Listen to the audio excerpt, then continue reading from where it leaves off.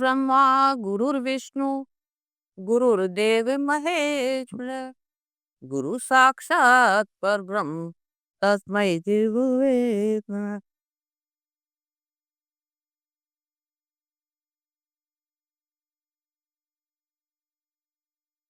प्रेमी सत्संगी भाई बहनों, आज का जो ये सत्संग है धर्मजीत जी करवा रहे हैं। इनके बहुत पुराने संस्कार हैं, सत्संगी परिवार है। तो ये सत्संग ही नहीं, एक तरह से एक यज्ञ करवाती है। और यज्ञ क्या है? पहले तो आपको पता है राजा महाराजा बड़े बड़े यज्ञ करते थे और उनको यज्ञ का पता ही नहीं था। वो सोचते थे भी इसमें जो पंडित को बुलाया, हवन कर लिया और आहुति दे दी, वो यज्ञ है। वो यज्ञ नहीं है, उनका इतना महत्व नहीं था। कहते हैं महायज्ञ कौन सा भाई, ये पूछते हैं ब्रह्म ज्ञानी, बता दो हमें भी भाई। तो ये एक पहले मिसाल से बताती हूँ। जैसे प्राचीन काल में राजा बहुत बड़े बड़े यज्ञ करते थे, तो इसी तरह से एक पंडित जी थे, वो बहुत यज्ञ करवाते थे और काफी उन्होंने यज्ञ थे जो है इतना वो कर लिया, वो प्रसिद्ध हो गए, बहुत बड़े यज्ञ करवाते रहते। कुछ समय ऐसा आया कि उनकी परिवार की हालत जो है खस्ता हो गई, गरीबी आ गई। तो उसके पश्चात जो है उनकी जो पत्नी थी वो बड़ी समझदार थी। उन्होंने कहा कि आप ऐसे करो कि हमारे देश का राजा जो है वो बड़ा धर्मात्मा है, तो आप एक यज्ञ का फल दे करके कुछ उनसे जो है पैसे ले आओ, जिससे अपने जीवन निर्वाह हो सके। तो प्राचीन काल में ऐसे संकल्प से जो है हो जाता था, मिसाल है ये।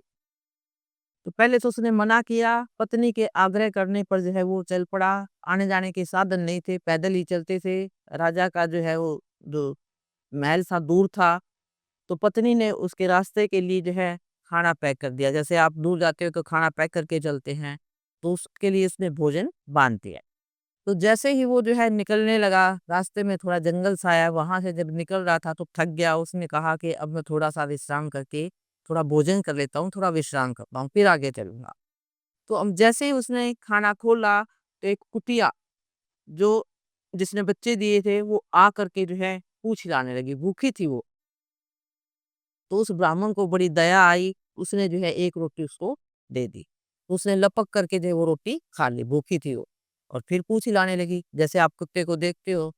तो उसने फिर जो है दूसरी रोटी निकाली।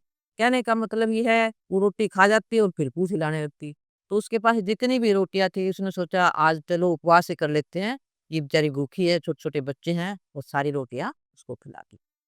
अब वो राज दरबार में पहुंचा और राजा से जो है आग्रह किया कि ऐसे ऐसे मैं बहुत बड़े बड़े यज्ञ करता हूँ, तो मैं चाहता हूँ आप एक यज्ञ का फल ले लो और मुझे इसके बदले में कुछ धन दे दो, क्योंकि मेरी अब स्थिति, कुछ घर की हालत माड़ी है। तो राजा बड़ा बुद्धिमान था। तो पहले राजा लोग जो है रखते थे, विद्वान पंडित लोग रखते थे। तो उसने अपने पंडित जी को बुलाया और पूछा भी ऐसे ऐसे ये कोई आया है, तो ये अर्ज कर रहा है। तो जो पुजारी या पंडित जो भी था वो बड़ा समझदार था और उसकी अवस्था भी बनी हुई थी। तो उसने सोच विचार करके अच्छी तरह से देख करके कहा, कहने लगे राजन इसको ये कह दो, इसने कल जो यज्ञ किया है उसका फल हमें दे दे और फिर जो है हम उसको धन दे देंगे। राजा ने वही बात उसको कही। उसने कहा पंडित जी ने कि मैंने तो कल कोई यज्ञ ही नहीं किया, क्योंकि वो तो यज्ञ वही मानता था जो बड़ों को भोजन खिलाता था और बुलाता था और ये करता था। तो कहने लगे मैंने तो कल तो कोई यज्ञ नहीं किया। कहने लगे नहीं, हमें कल के यज्ञ का ही फल चाहिए। कल कौन सा यज्ञ किया? भी जो आपने खुद भूखा रह करके अपनी सारी रोटियां उस जो कुटिया को खिलाई है, वो सबसे बड़ा यज्ञ है। तो अब उस पंडित के समझ में आई कि अब तक तो जब मैं यज्ञ करा रहा था, वो तो दुनिया को दिखाने के लिए करवा रहा था। असली यज्ञ कौन सा है? जिसमें तप किया जाता है, दूसरों को सुख दिया जाता है। अब ये सावित्री जो है यज्ञ करा रही है आप लोगों को। यज्ञ में 4 चीज का दान होता है, अन्न का दान, धन का दान, वस्त्र का दान और ज्ञान का दान। तो चारों चीज करवा रही है ये। अब सत्संग के पश्चात आपको अन्न मिलेगा, भोजन प्रसाद खाने को मिलेगा। जो लड़की आई हैं, बहन बेटी आई हैं, उनको ये क्या देगी? वस्त्र देगी, सत्संग के ऊपर धन खर्च किया है, और फिर साथ में क्या होगा, ज्ञान दिलवा रही है, सबसे बड़ा चीज़। क्योंकि जो सत्संग है, जो ज्ञान दिलवाया जाता है, वो सबसे बड़ा पुण्य है। पता नहीं किसको कौन-सी बात समझ में आ जाए और जीवन बदल जाता है। अब ये छोटी-सी बच्ची आपने देखा, कितना बढ़िया उसने शब्द गाया कि मेरे जो है ऐसा लिख दो, हाथ में कलम दो, हाथ ले लो, मेरा भाग्य लिख दो। भाग्य है क्या? भाग्य जो है, एक तो हम प्रारब्ध लेकर के आते हैं, ये तो सभी जानते हैं। क्योंकि जो हमने कर्म किया हुआ है, उसी के अनुसार हमारा ये जन्म होता है। हमने जहाँ जिस घर में जन्म लेना होता है, ये हमारे प्रारब्ध कर्म के अनुसार है। तो यहाँ पर हम जो है लेने-देने के लिए आते हैं। किसी को देना है, किसी से लेना है। ये सब कर्म फिलॉसफी है। लोगों को उतना ज्ञान नहीं है, और फिर यहाँ पर जो है आ करके जो हम कर्म करते हैं, जो विचार करते हैं, जो सोचते हैं, ये हमारा भाग्य है। अब नया बना रहे हैं, जो आप कर्म कर रहे हो ना, यही आपका भाग्य बनता है। भाग्य कोई ये नहीं है कि परमात्मा ही, भाग्य के निर्माता आप खुद हैं, आप खुद अपना भाग्य लिखते हैं, जिसका आपको पता ही नहीं है। वो कहते हैं परमात्मा ने लेख लिख दिया, क्या लिख दिया? जैसे कर्म किए उसके अकॉर्डिंग आपको सजा मिलेगी, आप बच ही नहीं सकते। इन्हें हम जो है लेकर के आए हैं कर्म, तो यहाँ हमारा जन्म हो गया। कोई साक बन के आ गई, कोई बहू बन के आ गई, कोई बेटा बन के आ गया, कोई पड़ोसी बन के आ गया, कोई सुख देगा, कोई दुःख देगा। आप कर नहीं सकते, क्योंकि हमने जो किया है, वो हम लेने-देने के लिए हैं, ऋणी हम, ऋणबद्ध हैं, और हम बदला चुकाने के लिए आते हैं, सुख देने के लिए आते हैं किसी को दुःख देने के लिए। अब पीछे जो है एक अमेरिका से एक लेडी मेरे पास आई, और वो बहुत दुखी थी, कहने लगी मैडम मैं आपके पास 1 रात रुकूँगी, मैं 4-5 दिन के लिए आई हूँ। मैंने कहा कोई बात नहीं, मेरा घर खाली है, आप मेरे पास रह सकती हो। तो पहले भी वो महाराज जी के टाइम मिली थी, तो वो मेरे पास 1 रात रुकी। तो बताने लगी ऐसे-ऐसे मेरा एक लड़का है, मेडिकल पढ़ रहा था, और किसी लड़की के साथ उसका हो गया होगा प्रेम, जैसे आजकल चलता ही है। तो उसके साथ उसने शादी कर ली, लड़की भी हो गई। अब उसके कोई संस्कार पीछे के ऐसे थे, तो वो चाहती थी, उसको रही नहीं, लड़की को साथ लेगी और उसको छोड़ के चलेगी। और अब कहती है मुझे इतने पैसे चाहिए, जैसे आजकल आप देख ही रहे हो ना, लड़कियां भी ऐसे करती हैं। तो इतने पैसे चाहिए और उसको परेशान कर रही है। कहती मेरे बेटे की पढ़ाई भी शुरुआ दी, उसने दोबारा से पढ़ाई की, नौकरी लगी है मुश्किल से, और वो उस लड़की को भूल नहीं पा रहा। मैंने कहा वो लड़की उसकी है ही नहीं, अगर उसकी होती तो उसके पास ही रहती। वो औरत तो उससे बदला लेने आई थी, क्योंकि पिछले जन्म का इनका कोई लेना-देना था, और वो बदला लेने के लिए आई। कहने लगी मैं ये बातें समझ में नहीं आती, फिर मैंने एक मिसाल बताई। मैंने कहा एक मिसाल देके बताती हूँ, मिसाल से बात समझ में आ जाती है। जैसे एक राजा था, बड़ा धर्मात्मा था, और उसी के राज दरबार में एक ब्राह्मण था जो बहुत ही धर्मात्मा था। तो वही राजा ने उसका एक मंदिर बनवा दिया। तो हर रोज वो उस मंदिर में आता, स्नान करके पूजा पाठ करता, और बहुत ही कभी राजा से कुछ मांगता नहीं था। तो राजा बड़ा न्यायप्रिय था, उसको उस ब्राह्मण के ऊपर बहुत ही विश्वास था। कोई भी सलाह लेता तो उस ब्राह्मण से लेता। ऐसे करते-करते 20 साल हो गए। और इसी बीच राजा के लड़का भी हुआ, लड़का जवान हुआ, और फिर उसकी शादी कर दी। तो जब शादी करके जब राजकुमारी पहली बार महल में पहुँची, घर में आई, तो रात के समय राजकुमारी ने जो है उसको नींद नहीं आ रही थी। राजकुमार सो गए और वो उधर-उधर कमरे में टहलने लगी। तो उसने देखा कि एक तलवार रखी हुई है, और बड़े हीरे जवाहरात उसपे जड़े हुए हैं। राज दरबार में थी ना, तो उसने वो तलवार उठा ली और म्यान से निकाल कर के देखने लगी, तो वो इतनी चमचमा रही थी, वो डर के मारे उसके हाथ से फिर गई, और गिरी कहाँ पे? राजकुमार को ऐसा सीधे इसके गर्दन पे गिरी और खत्म।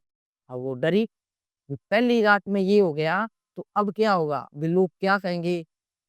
राजा या मेरे माँ-बाप वो तो मुझे कभी माफ़ ही नहीं करेंगे, भई ये क्या हो गया मेरे से? तो वो चुप रही, और सुबह उठी तो उसने देखा थोड़ा-सा बाहर निकल कर के, तो वो पंडित जो है उसने देखा, पंडित को जाते हुए जो मंदिर की तरफ जाता था। उसको देख कर के इसने विलाप करना शुरू कर दिया। भी मैं लुट गई, मैं मर गई, मेरा आदमी को कोई मार गया। और उसने कहा मैं अब सच नहीं बोलूँगी, नहीं तो मेरे ऊपर बात आ जाएगी। और ज़ोर-ज़ोर से रोने चीखने लगी, तो सब इकट्ठे हो गए। कहते ये क्या हुआ? कौन मार गया? कहने लगी मैंने उसको पहचाना नहीं है कौन था, लेकिन वो ही कर्स गया है। उसकी तरफ उसने मंदिर की तरफ इशारा कर दिया कि उस मंदिर की तरफ गया है, अब कौन है मैं नहीं जानती। तो मंदिर में गया तो बोले पुजारी, पंडित जी, और वो पूजा कर रहा था तो राजा ने पकड़वा दिया उनको। तो पकड़ करके जो है जब राजा के सामने लाया तो राजा तो उसके ऊपर विश्वास करता था, वो कहने लगा भी ये पंडित ऐसा काम नहीं कर सकता। लेकिन सारी जनता जो है वो सब कहने लगी जब रानी ने अपनी आँखों से देखा है, तो आप कैसे कह सकते हो कि भी नहीं किया? इसने अपनी आँख से देखा है, तो ये तो हो नहीं सकता, इसको सज़ा तो मिलनी चाहिए। जैसे होते थे ना भी पहले राजा सज़ा देते थे। तो अब राजा मजबूर हो गया, हालाँकि उसका मन बना रहा था कि ये ब्राह्मण ऐसा काम कर सकता है। लेकिन फिर भी उसके कहने से, लोगों के कहने से राजा ने उसको कहा भी देखो तुमने इस हाथ से जो है मेरे लड़के को जो है उसको मारा है, तो मैं तेरे को और ज़्यादा सज़ा तो नहीं देता, तेरा ये हाथ कटवा देता हूँ। और उस ब्राह्मण का वो हाथ कटवा दिया। अब ब्राह्मण बड़ा दुखी हुआ, निर्दोष था, उसने कुछ किया ही नहीं, कहा कह देते ना हमने तो कुछ किया ही नहीं, वो मिसाल दे रही हूँ। वो कहने लगा कि मैंने कुछ किया ही नहीं और मेरा हाथ कटवा दिया, तो कहने लगा इस राज दरबार में अब रहने का कोई फ़ायदा नहीं, इस नगरी को छोड़ देता हूँ। और मैं इसका राज जानूँगा कि मेरा हाथ कैसे कटा। कोई ज्योतिषी पहले ज्योतिषी वगैरह ज्योतिष विद्या बड़ी ज़बरदस्त होती थी, अब तो खैर बिज़नेस हो गया है। तो वो ऐसे किसी की तलाश में गया कि जो ये राज बताए कि मेरा हाथ क्यों कटा, कि जबकि मैंने कुछ भी नहीं किया। तो किसी ने बताया कि काशी में एक जो है बहुत बढ़िया विद्वान ज्योतिषी ब्राह्मण रहते हैं, आप वहाँ जाओ। तो वो उनके घर पहुँचा, तो वहाँ उसकी पत्नी थी और पत्नी ने उसको देखते ही उसके ऊपर बरस पड़ी। आ जाते हैं मुँह उठा के ये और वो और उसका काफ़ी अपमान किया। वो हैरान, वो ख़ैर चुप रहा वो और उसकी इंतज़ार करने लगा। जब वो पंडित जी ब्राह्मण जी आए, जो ज्योतिष विद्या जानते थे, उसने कहा आओ पंडित जी बैठते हैं, तो वो अंदर ले गया और उसको बिठाया, कहने लगा हाँ बताओ कैसे आए हो? कहते मैं अपनी तो बाद में पूछूँगा, पहले मुझे यूँ बताओ आप, क्योंकि जैसे ही वो आया तो पत्नी ने उसका भी अपमान किया, बुला लेते हो सुबह-सुबह और कोई धंधा है नहीं और कोई काम है नहीं, लंग वालों को बुला लेते हो, पता नहीं क्या कुछ उसको कितने अपशब्द कहे, बहुत ही अपशब्द कहे। तो वो कहने लगा ब्राह्मण कि आप मुझे पहले ये बताओ कि आप इस पत्नी के साथ रहते कैसे हो? मेरी बात तो मैं बाद में पूछूँगा। मैं हैरान हूँ, भी जो किसी को ही नहीं बख्शती और हमेशा इतने दुर्वचन कहती है, गाली-गलौच करती है, कभी ढंग से बात ही नहीं करती, सीधे शब्द तो निकालती ही नहीं है, तो आप इसके साथ रह कैसे रहे हो? तो वो कहने लगा कि मैं ज्योतिष विद्या जानता हूँ और मुझे पता है मैं अपने कर्म भोग रहा है। मेरी पत्नी नहीं है, ये मेरे कर्म का फल है। कहने लगे कर्म का क्या फल है? वो बताने लगा कि पिछले जन्म में ये गधी थी और मैं कौवा था। तो उसके गर्दन पे एक फोड़ा था और मैं उसको चोंच मारता रहता था। उसको दुखी करता था और जब दुखी होती थी तो मैं बड़ा खुश होता था। तो ये गधी जो है मेरे से टरते आगे दूर निकल गई जंगल में। मैं भी इसको ढूँढता-ढूँढता वहीं पहुँच गया। तो वो सोचा और वहाँ भी फिर चोंच मारने लगा। और फिर इस बात को कहते ऐसा चोंच मारी कि वो चोंच मेरी उसके फोड़े में ही फँस गई, वो निकले ही ना। वो बेचारी गधी बड़ी परेशान, हाँ थी गंगा नदी का किनारा था, उसने कहा मैं पानी में ही डुबकी लगा देती हूँ, शायद मुझे कुछ राहत मिल जाए, ये तो दुष्ट मेरा पीछा छोड़ेगा नहीं। तो कहते हैं कि वो कौवा साथ ही था, उसकी चोंच फँसी हुई थी, वो गंगा में जो है डूब करके मर गए। तो गंगा में डूबने से जैसे हमारे हिंदू शास्त्र में लिखा है कि पुण्य होता है तो उनको मनुष्य जन्म मिला। तो कहने लगे ये जो है ब्राह्मणी है और मैं ब्राह्मण हूँ, तो अब ये चोंच मारती है ज़बान से ही डेली और मैंने इसको दुःख दिया हुआ है, तो मुझे पता लग गया कि पत्नी बन कर के आगे बचाओ कहाँ बच के जाओगा। तो मैं दुखी नहीं होता, मैं उसको खुशी-खुशी सहन कर लेता हूँ, कि जो तूने किया है फल तो तेरे को भोगना ही पड़ेगा। देख भी रहे हो ना दुनिया में ऐसे। अब फिर उसने कहा कि आप ये और बताओ कि मेरा हाथ कैसे कटा? राजा ने मेरा हाथ क्यों काटा? मैं तो निर्दोष था। कहने लगे इसके पीछे भी एक कहानी है कि आप बहुत बड़े तपस्वी थे पिछले जन्म में भी, बड़ा तप करते थे और सच बोलते थे। तो उसी समय जब आप वहाँ पर जंगल में तप कर रहे थे, तो एक जो है कसाई वहाँ से निकला और उससे पहले गाय जो है उस कसाई से बच करके भाग करके दूसरी तरफ निकल गई। तो कसाई पीछे-पीछे ढूँढता हुआ आया। उसने कहा कि आपने यहाँ से गाय को निकलते हुए देखा है? तो कहने लगे कि आप सच्चे थे, झूठ बोल नहीं सकते थे। तो उसने इशारा कर दिया इधर रहिए। कि कसाई ने उसको बोल लिया और उसको मार करके वो जो है गंगा नदी के किनारे उसकी चमड़ी उतार रहा था। इतनी देर में कोई शेर आ गया और शेर उनको खा गया और उनकी हड्डियाँ गंगा में विसर्जित हो गई। तो कहते हैं कि जय। ये जो राजकुमारी है, ये थी पहले कसाई और राजकुमार क्या था? वो गाय। तो उसने जो है इसको ना गाय वो थी, मारने वाला कसाई कौन था वो? लड़का। वो बदला लेने के लिए जो है ये आया है और वो उसके हाथ से इसका वध होना ही था, क्योंकि जो उसने फर्शे से काटा था तो उसी तलवार से इसका वध हो गया। ये कर्म सिद्धांत और आपने हाथ से इशारा किया था, तो इसलिए क्योंकि आप चाहते तो गाय को बचा सकते, इसमें कोई पाप नहीं लगता। तो कहने का मतलब मैं एक ही मिसाल समझाई है, हम दुखी होते हैं, ऐसी बहू आ गई, ऐसा नालायक लड़का हो गया, ऐसा ये हो गया। भाई हम यहाँ भुगतने के लिए आए हैं, लेकिन वो तो भुगत लो, आगे के लिए तो बचाव कर लो। हम और पे और कर्म बढ़ाए जा रहे हैं। अब किसी को मान लो ऐसे अब नॉर्मल बच्चे हो जाते हैं दिमाग के युग से, मेंटली रिटायर्ड। अभी ये कह रही थी मेरी ननद के जो है एक लड़की मेंटली रिटायर्ड है शुरू से जन्म से ही। तो मेंटली रिटायर्ड को दिमाग काम नहीं करता, देखते हैं एक तरह से बच्चों को पालना पड़ता है, तो इसका मतलब क्या है, उसको मानता है खुद तो दुख भोगे ही रहा है, और साथ ही जिसके पैदा हो गया माँ बाप उसको फेंक नहीं सकते, उनको भोगना पड़ेगा। इसी तरह से एक कहते सरदार फैमिली थी, उनके ऐसा बच्चा हो गया, लड़का था वो, और वो दिमाग से बिल्कुल वो ज्ञानी थे, जैसे आप सब सुनते हो, तो उन्होंने इसको प्रचार माना, जी हमने कोई अशुभ कर्म किए थे, ये बच्चा आ गया, हम किस सेवा करेंगे। मालिक ने हमें सेवा करने के लिए दिया है, ये तो कुछ कर नहीं सकता क्योंकि दिमाग से ये परेशान है, तो हमें कि नहीं होना।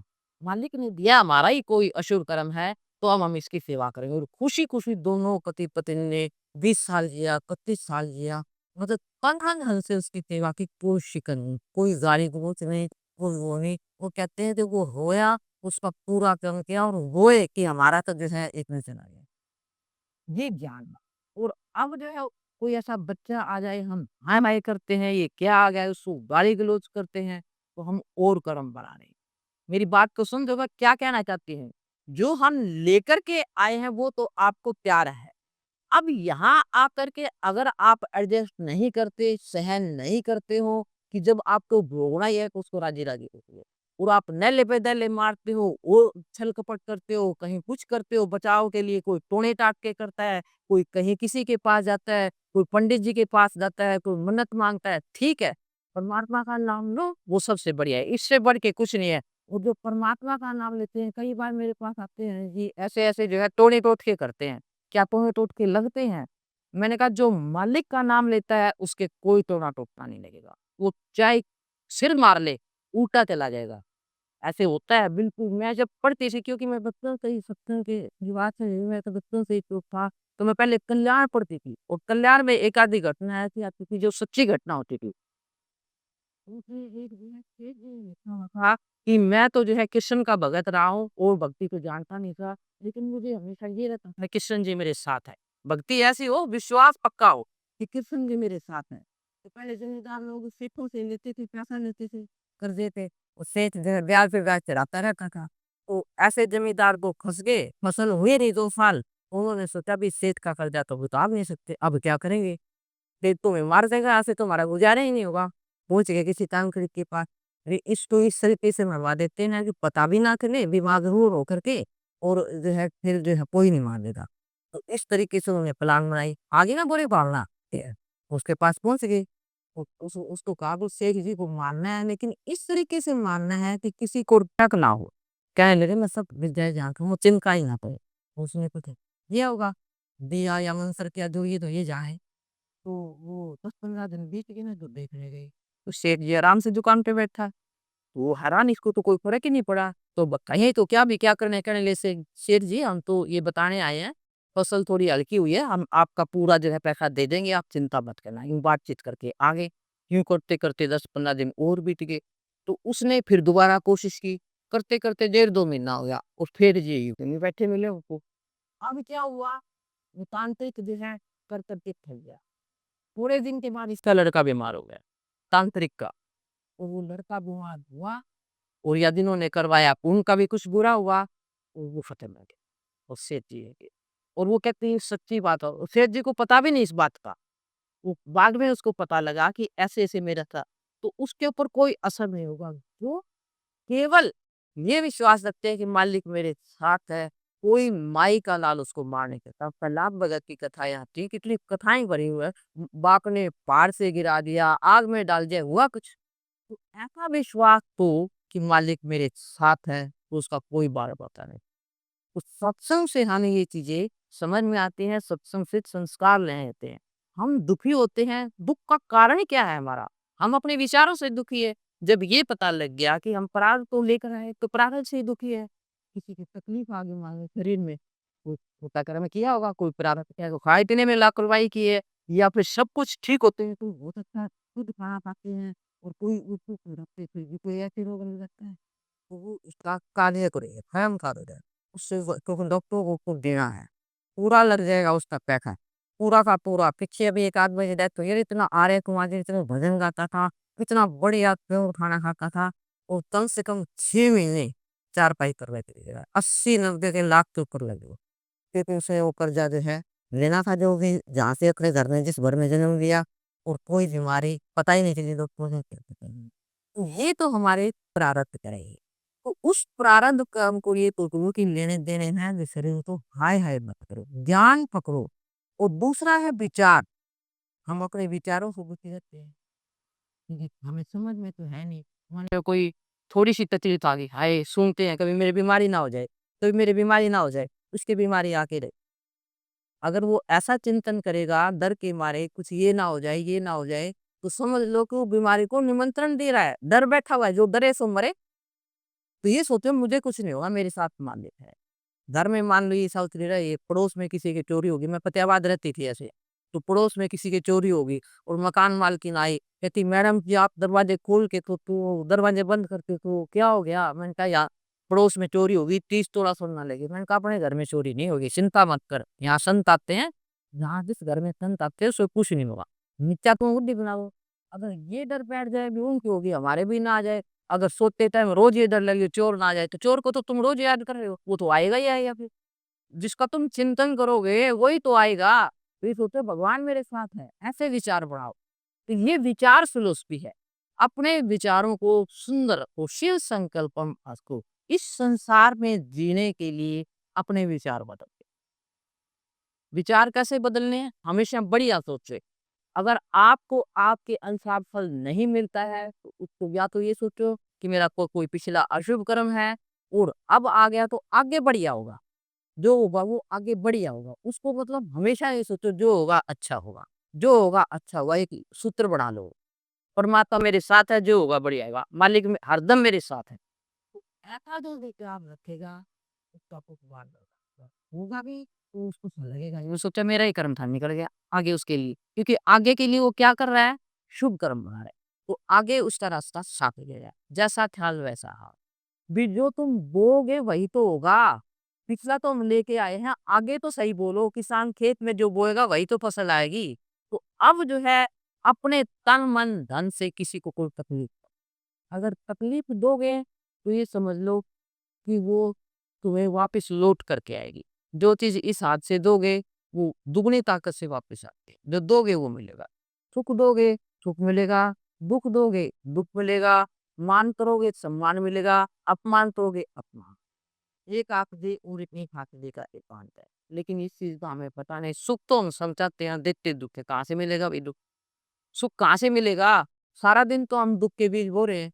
दूसरों को सताते हैं, गाली-गलौज करते हैं, कुछ-कुछ कह देते हैं। रहना आपता नहीं घरों में। 4 बंदे हैं, पहले इतने बड़े-बड़े परिवार होते थे, आपस में दुःख में साथ देते थे। अब 4 बंदे हैं, उनकी आपस में नहीं बनती। और ये याद रखो, घर के अंदर कोई मनमुटाव रखता है, एक आदमी कुढ़ता रहता है, उस घर में आफ़त आती है। बीमारी आ जाएगी, घाटा आ जाएगा, दुर्घटना हो जाएगी, कोई चला जाएगा घर से, ये होके रहेगा। क्योंकि हमारे ही विचार जो है, जो दिन भर निकलते रहते हैं, ऊपर जाते हैं, ऊपर से वापस आकर के जो है, रात हो गई।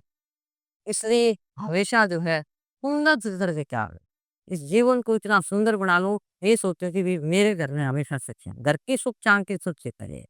अगर मान लो 2 भाई हैं, अरे आपस में नहीं बनते हैं, तो अलग हो गए, वो ठीक है।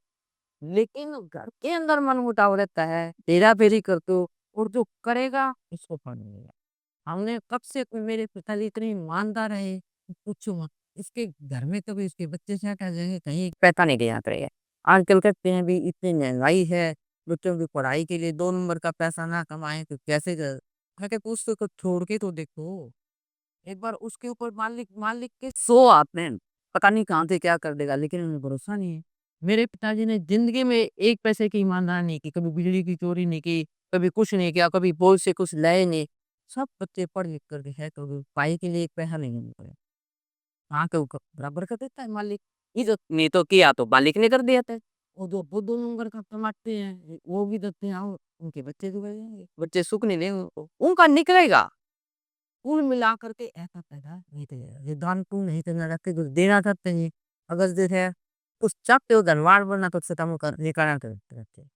वो मान लो कोई गरीब होते हैं, महाराज जी कहते हैं कि आपके ख़्याल में इतनी ताकत है कि जो सोचते रहते हो, तो वो चीज़ इस जन्म में मालूम नहीं भी मिलती है, तो अगले जन्म में मिलता है।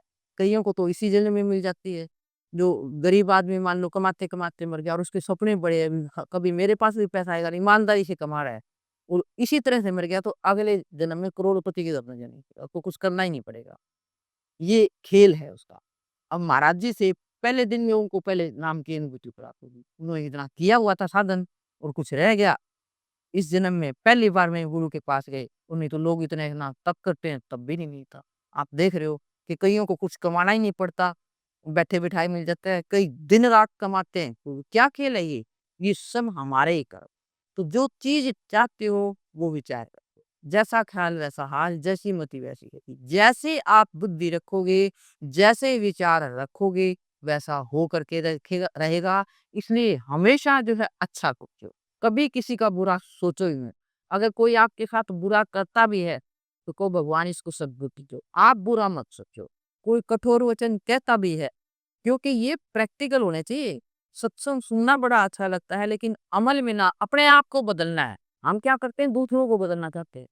अब कोई कहते हैं कि मेरा बेटा यूँ हो जाए, मेरा पति बदल जाए। भी उसके लिए भाव रखो। किसी गुरु में, किसी में कोई ताकत नहीं है, आपकी रिलेशनशिप रहेगा। जो लेके आया को होगा, लेकिन आप उसके ऊपर ऐसी वाइब्रेशन रखो तो सेट होगा। तो इस तरह के भाव रखने से क्या होता है कि जो पाया है उसको मत बदलो, अपने आप को बदलो। अगर आप अपने आप बदल जाओगे तो वो देखेगा भई, इसमें तो बड़ा परिवर्तन आ गया। अब जैसे पति-पत्नी है, महाराज तारासिंह जी के पास जाता था कोई आदमी जो है वो कहता था जी मेरी पत्नी जो है वो बहुत ही सारा दिन लड़ती रहती है, क्या करूँ? वो कहने लगे भई तू यूँ किया कर उसको कुछ कहा मत है, बोलना मत उसको। जब भी जाए ना तू वो चुप हो जाया कर, मौन ले ले। ठीक है, पत्नी ने कही तो आदमी बदल गया। उसको रोज़ लड़ने की आदत, अब किसके साथ लड़े अगला बोल लेगा ये तो लड़ेगी किसके साथ? शिमला कहाँ जाओ मिलने ले चलो वहाँ। वो भी सत्संग में हुई कि किस क्या करना है, अपने आप को बदलना है। दूसरों को बदलने की कोशिश मत करो, अपने आप बदल जाओगे तुम्हारे लिए सुख का सागर तैयार हो जाएगा। क्योंकि तब से बदला जाता है अपने आप को। वैसे कोई कड़वी बात कहता है सह लो उसको, ये सोचे मैंने इसको कहा होगा अभी ये ताने मारने आई है, चुपचाप सहन कर लो, रिएक्ट मत करो, बोलो मत। उलट के मत बोलो, मोल ले लो, कहे परमात्मा तू जाने तेरा काम है, ये आ ही में इसको सद्बुद्धि दे बस। उसके लिए बुरे भाव भी मत रखो, उसका सत्यानाश हो पुगाए, उसके लिए करो भगवान इसको सद्बुद्धि। वो बदल तो ठीक है, नहीं बदलेगी तो हो पाएगी। तुम्हारा तो बढ़िया हो गया, अभी तुम जहाँ पर हो ये संसार एक नाटकशाला है, ये बात समझ लो। हम यहाँ खेल खेलने के लिए हैं, पूरे दिल के लिए। ये मैं कुछ नहीं है, हवा निकली और सपन। ये शरीर मिट्टी हो जाना है। ये जो हंस है ना, यही है असली चीज़ और इसको इसके रहते कुछ कमाई कर। ब्रह्म रहे काया के ओले, बिन काया ब्रह्म क्या बोले। ये शरीर जब तक मिला है, इस शरीर के रहते-रहते कुछ कमाई कर ले। कौन-सी कमाई? जो आगे जाने वाली है, ये वाली यहीं रह जाएगी। धन, पैसा अब लोग जोड़ने में लगे हुए हैं। कितने आप देखते हो अखबारों में, कितने करोड़, क्या लेके जाएँगे? यहीं रह जाएगा। किसी ने आके उलट के तो देखा नहीं, कुछ नहीं जाएगा उसके साथ, पता नहीं आगे कहाँ कैसा जन्म होगा, भुगतेगा सारी उम्र। योनि भी नहीं मिलती, बड़े भाग मानुष तन पावा है, सुर दुर्लभ सब जन्म थन गवावा। बड़े कितने जन्मों के कर्मों से तब जा कर के मनुष्य जन्म मिलता है और इस मनुष्य जन्म को पा करके हम उसको ऐसे ही गवा देते हैं। अंत समय में कब आता आएगा, तो सारी उम्र निकल गई, मैंने कुछ नहीं किया। आखिरी समय में जो है ये नहीं हो सकता कि वो अगर ऐसी अवस्था में जाते हैं तो पश्चाताप तो होते दिखता है। उस दिन के बिल्कुल ही संस्कार नहीं है, वो तो ऐसे मरते रहते कि कुत्ते बिल्लियों की तरह ये संसार चलता रहता है। जन्मते रहते हैं, मरते रहते हैं। तो इसलिए सत्य के बलियानी है, कि सत्य ये आन ते सुधारे रहता। अब जैसे मैं थी जाटों के संस्कार है, कभी माँ-बाप के चरण स्पर्श करना किसी ने सिखाया ही नहीं। तो महाराज जी कहने लगे, "माँ के चरण स्पर्श करती है?" पिताजी तो पहले छोटी उम्र में चले गए थे। मैंने कहा, "ये हमने तो कभी किए ही नहीं, अब कर।" तो चरण स्पर्श करने सिखाए। तो कई बार माँ के सामने भी बोल पड़ती थी क्योंकि संस्कार ही नहीं थे। तो मेरी माँ शिकायत करती थी, "लड़की बहुत अच्छी है, बहुत सेवा करती है, सब कुछ ला के देती है।" लेकिन मेरे को उल्टा बोलती है कई बार। तो महाराज जी ने मेरे को डाँटा कि, "तेरी माँ की शिकायत आई है कि मेरे पास ना आ। माता-पिता सबसे पहले तो है। जो माता-पिता को नहीं पूछता और आश्रम में जाके सेवाएँ करते हैं, कितनी कर लोगों को कुछ नहीं है वहाँ। क्योंकि पहले गुरु हमारे माता-पिता हैं, सास-ससुर है, जहाँ तुम रह रहे हो, उनको सुख दो। आश्रम में जाके तो तुम सुख देते हो, घरों में दुःख देते हो। कहाँ से वो परमात्मा तो आपके अंदर ही बैठा ही नहीं कि अंदर बैठा हुआ है। वो कौन कुछ दे रहे हैं, ताने मार रहे हैं। वो सोच रहे हैं गुरु का से नाम ले लिया और आश्रम में जाके सेवाएँ करे। सारी उम्र सेवा करते हो, सारी उम्र गुरु के चरण दबाते हो और कोई मुक्त होया हो को मुझे टका दे। कोई भी नहीं हो सकता। तो सत्संग की बातें समझ में आती है प्रैक्टिकल गुरु नाम ज्ञान का। गुरु, गुरु करते रहते भी हमने नाम ले लिया, हमने ये कर दिया। नाम जो है बहुत रोकी चीज़ है और सबके लिए नाम ज़रूरी भी है। एक बात मैं आपको बता दूँ, वो आजकल ये चल रहे हैं अभी नाम लिया वो, नाम लिया वो, नाम लिया वो, नाम सबके लिए जो है। नाम का अधिकारी कोई होता है। वो जो अधिकारी होता है, उस नाम की कदर भी करता है, नहीं तो लिए और वैसे ही लेके घूमते हो, उनको कुछ पता ही नहीं है। अगर मान लो आप दवाई है, अगर दवाई को खाओगे नहीं तो क्या होगा? वो दवाई पड़ी रहेगी, कोई असर ही नहीं करेगी। तो नाम बहुत ऊँची चीज़ है, वो इसके अधिकारी बिल्कुल होते हैं। बाकी जो ज़रूरी चीज़ है वो है सत्संग। जो सत्संग में बात बताई जाती है उसको जीवन में उतारो। मन के अंदर जो हमारे बुरे विकार भरे पड़े हैं, ईर्ष्या, द्वेष, क्रोध, उनको धीरे-धीरे शांत करना। अपने आप को तैयार करने के लिए। किस चीज़ के लिए? नाम के लिए। अगर उस तैयारी नहीं है और वैसे आप ढाई-ढाई घंटा बैठोगे तो क्या होगा? आपके विकार बढ़ जाएँगे। अब पीछे मेरे पास एक सत्संगी आया, मैं जयपुर गई हुई थी। वो बीकानेर से आया करते हैं। वो कहने लगा जी मैंने जगमालपुर वाले से नाम दे रखा था और गुरुजी ने तोला छोड़ दिया, उसके बाद से मैं भटक रहा हूँ। अभी कई तो कहते हैं दूसरा गुम करना ही नहीं चाहिए, अब कहाँ जाएँ हम तो उस अवस्था पे तो पहुँचे नहीं। मैंने कहा गुरु नाम ज्ञान का है, गुरु नाम हनुमान के चले तो नहीं है। आपको ज्ञान जहाँ से भी मिलता है, आप ले सकते हो, आप स्वरूप बनाए रखो, कोई दिक्कत नहीं है। लेकिन जो बात समझ में है आगे, क्या चीज़ है, क्या रहते हैं, क्या कमाई कर रहे हैं, ढाई घंटे क्या करते हो, क्या बैठते हो? कुछ पता तो चले, गुरु से तो बात करोगे। तो उसको मैंने किताबें से महाराज जी की किताब दी और मैंने कहा पहले तो ये पढ़ना और किताब पढ़े तो मुझे हुई, क्योंकि सच्चाई लोग बताते ही हैं। कहने लगे जी इसमें तो ये लिख रखा है कि भई अगर आप ऐसे बैठते हो घर अगर अंदर विकार भरे हैं तो आपके विकार बढ़ जाएँगे। कहते मेरा तो गुस्सा सच में बहुत बढ़ गया और खुद मानता है। कहने लगे मेरे में गुस्सा था और मेरे को गुस्सा आता है तो मैं भैयाओं को डस के पड़ता हूँ। ये सारे कहते तू सत्संग के जा है। बात समझ में आई? तो इसलिए पहले अपने आप को तैयार करो, सत्संग में जब आते हो, तो सुनो ये क्या बात बता रही है। तो उसके साथ से अपने आप को बदलना शुरू कर दो। आपके अंदर जो विकार है, हर आदमी में कमियाँ भरी पड़ी हैं। सारी नहीं धीरे-धीरे, धीरे-धीरे कोशिश करो कि हाँ, बदलना है। केवल ये नहीं कि हाँ, सत्संग हो लिया, नाम ले लिया, सत्संग है। इससे कुछ नहीं होगा, कितने ही नाम ले लो, कितने ही अगर आप अपने आप को नहीं बदलते हो, तो कोई फ़र्क नहीं पड़ेगा। हर इंसान जो है नए पे दहला मानता है। अपने आप को बदलो, मौन हो जाओ, जब ये पता लग जाए कि अगला जो है आपको गाली दे रहा है, रोस्ट कर रहा है, ये कर रहा है, तो फिर चुप हो जाओ।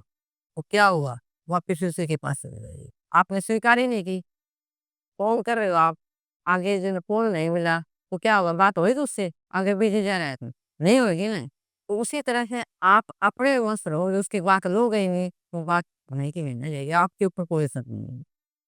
इस तरीके से घरों में जो है अपने आप को बदलो और जीवन जो है सुंदर बनाओ।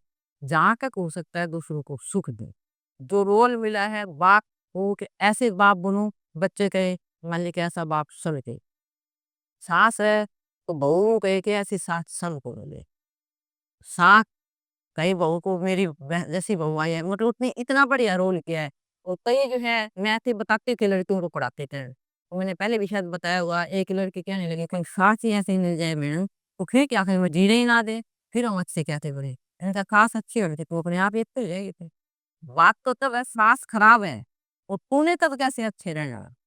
भाई सास अच्छी है तो अच्छे रखेगी तो तू अपने आप तो बदल जाएगी। वो तेरे को गाली गलौज करती है तेरे को अच्छे से नहीं रखती और तूने एक्शन लिया है। कभी मैंने सपने वो कुछ भी कहे माफ़ी है, ये सोच लो भी माफ़ी की कमी ना इसको कोई दुःख दिया होगा, दुःख देने के लिए हामी है, मेरे साथ में कहीं उत्तर नहीं है। आगे उलट के जाएगी, फिर नहीं करेगी, शांत हो जाएगी। अगर और उसके प्रति बुरा भाव तरफ देखता हूँ अरे कुछ नहीं, तो धीरे-धीरे परिवर्तन होगा। परिवर्तन होगा, कब? जब तुम बदलोगे तो, तब परिवर्तन होगा। केवल सत्संग सुनने से नहीं होगा, सत्संग सुन के अपने आप के बदलोगे, अब दूसरा देखेगा अरे ये तो सच में बदल गया, बस से तो प्रभाव पड़ेगा। क्या से होता है? बहुत होता है, लोगों के घर के घर सुधर गए। मैं कितनी महाराज के साथ घूमती थी, मिसाल देती थी, वो कहते थे, "भई तेरे कहाँ सुन के आई है? हमें मिलो घर के घर बदल गए।" महाराज जी कहते थे, "पहले तुम ड्यूटी करी करो।" हम ड्यूटी करते नहीं, पति को पूछते नहीं, सास-ससुर को पूछते नहीं, गुरुओं के पास जाते हैं, तो क्या करे? क्या देगा गुरु तुम्हें? कुछ नहीं मिलेगा तुम्हें, तो सारी उम्र जाते हैं। फिर जो है जब यहाँ पर घर में सुख शांति आए, क्योंकि नाम का अधिकारी ठीक है आप सीख रहे हैं, पढ़ाई कर रहे हैं, तो सारे बच्चे तो आईएएस अफ़सर नहीं बनते, सारे तो डॉक्टर नहीं बनते, पढ़ाई तो सभी करते हैं। जिसके भाग्य में जो है वो बन जाएगा और कुछ फेल भी हो जाते हैं, कुछ नहीं भी पढ़ पाते हैं, खो जाते हैं।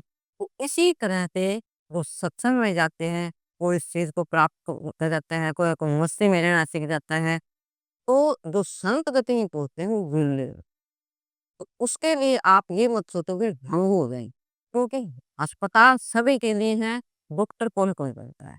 लाल सबके लिए है, उसमें पहुँचता कौन के लिए? तो सत्संग सुन करके, नाम लेकर के एक ही विचार रखो कि आज तेमने में तारे गए, जी, एक दिन तक के नहीं। इतनी जल्दी से जाने वाले नहीं हैं, जल्द जन्मांतर के संस्कार पड़े हैं। मेरे में इतना गुस्सा था, महाराज जी पे भी गुस्सा कर रहे थे। सब कुछ होता था। मैं तहरीफ़ाँ देती थी महाराज जी इतना लंबा टाइम दे देते थे और अगला सुनने वाला भी नहीं है महाराज जी बोलते रहते थे, बोलते रहते थे। एक बार तो ऐसी जगह गए 4-5 आदमी बैठे इसने खाना खिला दिया, 5 आदमी सत्संग के लिए इधर रखे। रात का टाइम हुआ 1:30-2 बज गए हैं। मैं हैरान महाराज जी कहाँ हीरे ज्वाहरात रखते गए हैं, कोई कदर ही नहीं है। मेरे को बड़ा गुस्सा आया मैंने कहा महाराज जी क्यों इतनी पिकती एनर्जी वेस्ट करते हैं? तो शाम को मैं सुबह वकील के घर ठहरे हुए थे हम। सुबह उठी ध्यान कैसे करेगा? अंदर तो गुस्सा था, गुस्से के तो संस्कार रह गए ना। गुस्सा रहा था महाराज जी को ये कहूँ खूब टाइम बोल नहीं सकी। सुबह उठी ध्यान बना नहीं, तो महाराज जी के चरण पकड़ लिए, तो महाराज जी मेरा गुस्सा चाहते। तो हँसने लगे, कहने लगे, "जब तेरे को गुस्सा है ना, मेरा ध्यान कर लिया कर।" मैंने कहा, "मुझे तो गुस्सा ही आप प्यारा है।" तो महाराज जी हँसने लगे, "ये देखो मेरी सिल्ली के।" मैंने कहा, "ये गुस्सा जो है सबसे खतरनाक है बेटे, इसको शांत कर, इससे सारी कमाई चली है।" धीरे-धीरे जो है अपने आप को बदला, जब भी गुस्सा आता तो कौन-कौन कहता है, "नहीं गुस्सा नहीं।" किसी को कुछ कह नहीं देते, किसी माँ के नहीं बेटे कि मेरे से मेरे बस की बात नहीं है, मुझे माफ़ कर दो। छोटा ही तो होना है थोड़ा-सा, जो आदमी नया जाता है ना, छोटा हो जाता है, वो बड़ा बनता है, कभी छोटा नहीं रहेगा वो। मान लो गुस्सा नहीं बस में आता, कह दिया, तो हाथ धो लो, भई मेरे से गलती हुई, आगे सावधान मतलब सचेत रहो थोड़ा-सा, भी क्यों आ रहा है? फिर से खींचो, फिर सोचो, मतलब बार-बार अपने अपने आप को वॉच करते रहो, कि मेरे में क्या कमी है? और कोशिश ये करो कि धीरे-धीरे, धीरे-धीरे ही करना। जी और ये तो आएगी, कहीं ऊपर का फ्लोर तो किसी ने देखा है, नहीं देखा, यहाँ पर है। एक घर स्वर्ग है, अपने आप को करेंगे। जो है वो निरहुआ कुत्ते की जो है वैसी की वैसी रहेगी। ये बदलेगी जैसी भी होगी, अपने आप को ढूँढो। फिर दूसरा, एक तो ये संसार जीने के लिए, अगर आप इस रूप में सुखी रहना चाहती हैं, किसी चीज़ का अभाव है, तो सुंदर विचार। धन पाना चाहते हो तो धन की इच्छा रखो, खूब इच्छा रखो, आपसे जितना हो सकता है छोटा-मोटा निकालते रहो, अपने हैसियत के अनुसार। जो चीज़ दे रहे हो वही तो मिलेगी ना। सुख चाहते हो तो सुख देना शुरू कर दो। मतलब जिस चीज़ की आप इच्छा रखते हो, तो वो जो है देने की आपके घर में तो विचार करने की आपके घर में कमी नहीं है। वही अपने बचपन से जो है जो मैं सोचते थे, पढ़ना चाहती थी, पढ़ाई पूरी हुई। इतने स्ट्रगल आए नहीं पढ़ाना, उस ज़माने में लड़कियों को पढ़ाना बड़ी मुश्किल चीज़ थी। लेकिन उस टाइम मुझे विचार का पता नहीं था, अब तो पता लग गया तो मैं गावे के साथ कहती हूँ, कि आपके ख़्याल में वो ताकत है, एक-एक ख़्याल अगर आप बार-बार, बार-बार, बार-बार उसे ख्याल करते थे तो वो होके रहेगा, कोई माइंड निकाल उसको बढ़िया सोचा जाए, तो मैंने पढ़ाई का सोचा, पूरी पढ़ गई, पीएचडी कर गई, नौकरी का सोचा, नौकरी कर गई और घरों में झगड़े होते हैं ना, इसका बच्चों के ऊपर सबसे ज़्यादा असर रहता है। अभी एक आपने कुएँ में देखा होगा, कौन-सा वो इंजीनियर बने, अभय अभय सर नाम आईपी बाबा के नाम पे। तो वो माँ-बाप के झगड़े थे क्योंकि सब बाप माँ को पूछता था और उसके बच्चे के अंदर 3 लड़कियाँ मेरा और मेरा खुद से बता देती हूँ, मैं अपनी माँ पिता को झगड़ता देखता था, हालाँकि मेरे करीब बहुत माँ खुश थी, लेकिन माँ को समझ नहीं, वो एडजस्ट नहीं कर पाई, क्योंकि वो अपने जो मेरे ताऊ-कज़िन के परिवार से हेल्प करते थे, काफ़ी छोटे थे, तो वो अपने बाप की तरह रहते थे। वो रहता था मेरे 5-5 लड़कियाँ मुझे अपने बच्चों की तरफ नहीं देखता, कोई झगड़ा नहीं था। अगर मेरी माँ को भी पता समझ जाती ज्ञान से, ये लड़कियाँ इसके वो तो इसने करना है, तू क्यों अपना आपसी प्रेम खराब करोगे? अगर वो एडजस्ट कर जाते, ढल जाते, ले जाते काम में, अपने आप को छोड़ देती, मैं निकाल देती, 20 की बच्चियाँ अपने आप पड़ेगा या मालिक ये ज्ञान नहीं था। अज्ञानता में वो होता है, तो उससे क्या हुआ? मैं बड़ी-बड़ी थी, माँ को रोते मैंने कहा, "हे भगवान ऐसे नरक से मुझे बचा लेना। ये ज़िंदगी है? एक ही छत के नीचे पूरी उम्र रहना और सारा दिन डराए।" मैं कहा, "हे मालिक मेरे पे कृपा करना।" मैं मालिक को मानती थी बचपन से, बच गई, इन झगड़ों से बच गई। तो ये असर पड़ता है, इसलिए कहते हैं घर की सुख शांति बहुत ज़रूरी है। उस बच्चे को हमेशा जो है पॉज़िटिव विचार दो। बच्चे नालायक हैं तो कभी नालायक मत कहो। इसके मुझे सारे ही कहते थे बहुत ज़िद्दी है, इसकी गर्दन कट सकती है, इस लड़की की कोई ज़िद नहीं तोड़ सकता। तो बताओ मैं सारा दिन ये सब कहूँ तो मैं ज़िद्दी नहीं हुई? जिस बात का औसत में ज़िद्दी थी। अब ये बात समझ में आई।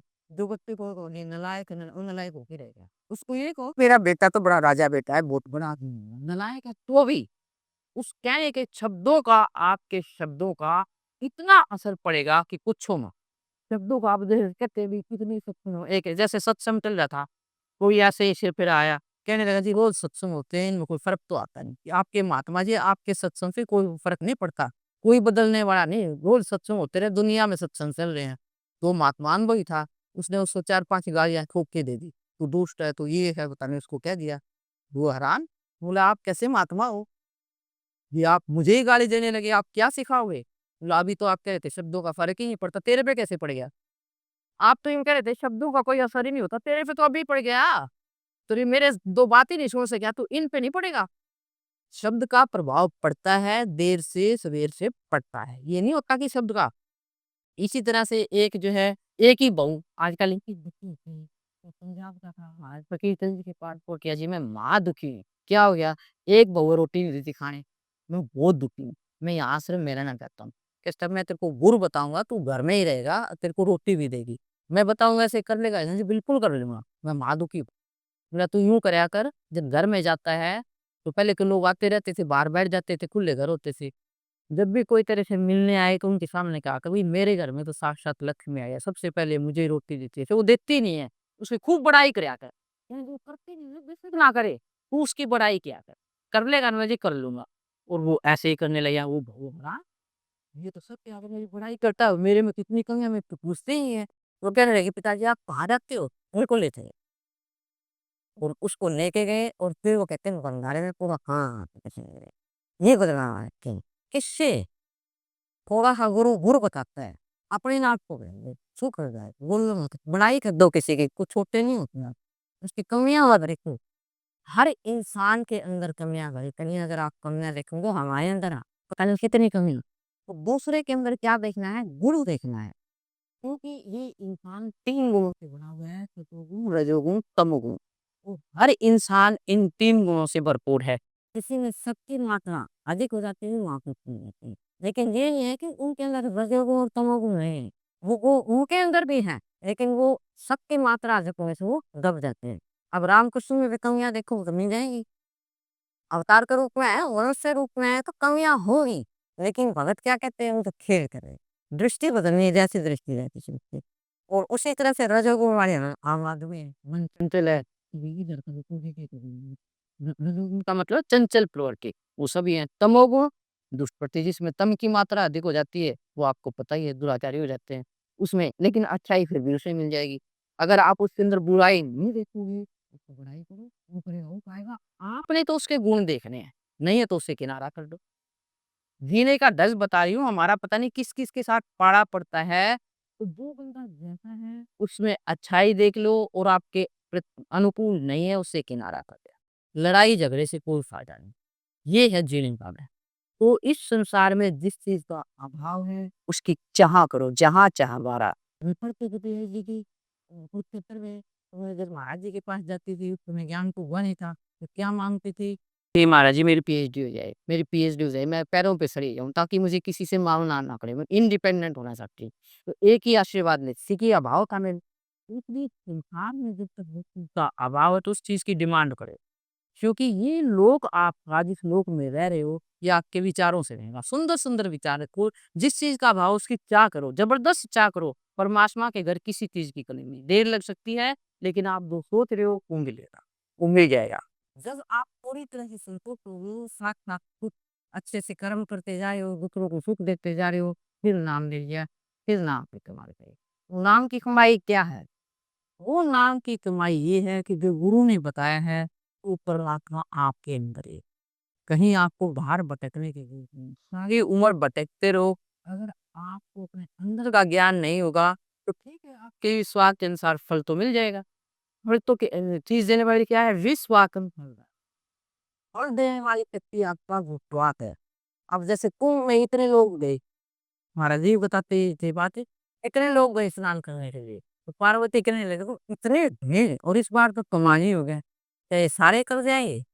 कहने लगे किसमें से एक भी नहीं करेगा। कहते हैं "अभी गंगा स्नान करने से सब पाप धुल जाते हैं, ठीक है, सबके पाप धुल जाएँगे, इसके धुलने देखो मैं दिखाता है।"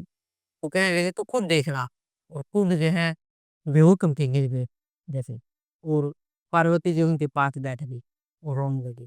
तो वो आए मदद करने के लिए, "लाओ जी आपकी मदद करके लाओ उठा के।" कहने लगे नहीं मेरे पति का ये आदेश है कि उनके वो ही मदद करेगा जिसने पाप ना किए हों। ऐसे पाप किए करे जो नहाए स्नान धोने के लिए। ऐसा तो कोई आदमी है ही नहीं जिसने ज़िंदगी में तो पाप ना किया हो। वो करते-करते स्नान हो, सब उसकी मदद करने आए, तो पार्वती एक ही बात कही, वो ही इसकी मदद कर सकता है जिसने पाप नहीं किया हो। अंत में एक नवयुवक आया, वो कहने लगे ऐसी बात है, ला मैं फिर डुबकी लगा के आता हूँ। वो डुबकी अच्छे से लगा के आता है, वो डुबकी लगा के आया, कहने लगा तो सारे पाप गए यार। तो एक लाख था कि गंगा में स्नान कर जाते थे, बाकी सब वही लकीर के फकीर, चलो जी हर गंगे से निकल रहे हैं। तो हम इसी तरह से सत्संग में जाते हैं। सत्संग में जाओ जी सत्संग बिल्कुल अच्छे हैं। विश्वासं फल अगर आपको किसी जगह विश्वास हो जाता है तो पत्थर में भी भगवान प्रकट हो जाता है। कौन है प्रकट करने वाला? आप शुद्ध हैं, वो शक्ति आपके अंदर है। कोई गुरु की, किसी देवी-देवता में कोई शक्ति नहीं है, शक्ति का कोई नहीं आता। गुरु केवल शक्ति को जगा देता है। वो बता देता है कहाँ भेड़ बन गया तू खुद शेर है। उसको जागृत कर, उस शक्ति को जगा। वो शक्ति तेरे अंदर परमात्मा तेरे ही अंदर बैठा हुआ है। वो परमात्मा का ही स्वरूप है। उस स्वरूप को देखने की कोशिश कर तो वो विधि बताता है और वो विधि कब मिलेगी जब आप उसके लिए तैयार हो जाओगे। फिर जो है आप धीरे-धीरे जो है साधन अभ्यास करोगे। साधन अभ्यास करने के लिए जो है आपको एकांत में बैठना पड़ेगा और एक-एक आप जो है जिसको मानते हो एक इष्ट करते हो। दुनिया तो आपसी मूर्ति से भी बन जाएगी, पत्थर की मूर्ति से भी बन जाएगी। किसी गुरु को चाहे गुरु पूरा है चाहे नहीं है, आपका विश्वास काम करेगा। तो ये जितनी मूर्त मानते हैं, जितने चमत्कार होते हैं, किसके साथ होते हैं? तुम्हारे विश्वास से।